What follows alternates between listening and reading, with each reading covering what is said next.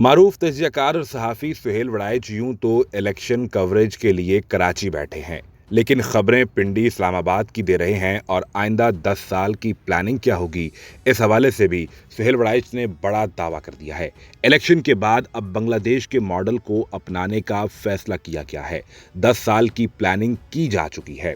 معروف تجزیہ کار سہیل وڑائچ نے کہا کہ معلوم نہیں کہ حتمی طور پر کیا ہوگا، مگر فی الحال یہ طے ہوا ہے کہ انتخابات کے بعد پاکستان میں بنگلہ دیش کی طرز پر مستحکم سیاسی حکومت قائم کی جائے گی اور اسے مقتدرہ کی مکمل مدد اور حمایت آئندہ 10 سال تک حاصل ہوگی اور یہ حکومت 10 سال تک چلائی جائے گی۔ مقصد یہ ہے کہ جس طرح بنگلہ دیش میں شیخ حسینہ واجد نے اداروں کی مدد سے اپنے ملک کو معاشی ترقی کی راہ پر گامزن کیا، اس کی پیروی کی جائے تاکہ پاکستان بھی معاشی اور سیاسی طور پر اپنے قدموں پر کھڑا ہو سکے۔ سہیل وڑائچ نے کہا کہ شروع میں اداروں کا یہ اندازہ تھا کہ اگلی حکومت مخلوط ہوگی جس میں نون لیگ کو وزارت عظمیٰ اور پیپلز پارٹی کو صدارت مل جائے گی، مگر اب فیصلہ کر لیا گیا ہے کہ بنگلہ دیش ماڈل اور مستحکم حکومت کے آئیڈیا کی پیروی کرتے ہوئے مخلوط حکومت نہیں بنائی جائے گی، بلکہ پی ایم ایل این اور چند چھوٹی سیاسی جماعتوں کے تعاون سے ایک مضبوط سیاسی وفاقی حکومت بنائی جائے گی۔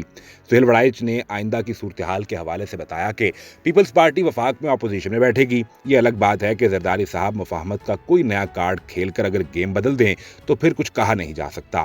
اندازہ یہ ہے کہ 8 فروری کے انتخابات میں نون لیگ بآسانی 100 سے 110 نشستیں جبکہ پیپلز پارٹی 50 سے 55 نشستیں لے گی۔